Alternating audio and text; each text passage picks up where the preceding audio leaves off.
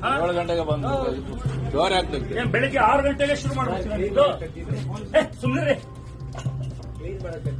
Clean ಮಾಡಕ ಇದೆಲ್ಲ ಈ ಕ್ಲೀನ್ ಮಾಡ್ತಾ ಇದ್ದೀರಾ? ನಿಮಗೆ ಅಂಗಡಿ ಚುಟ್ಟಿಯಕ್ಕೆ ಎಷ್ಟೊತ್ತಿಗೆ ಪರ್ಮಿಷನ್ ಇರೋದು?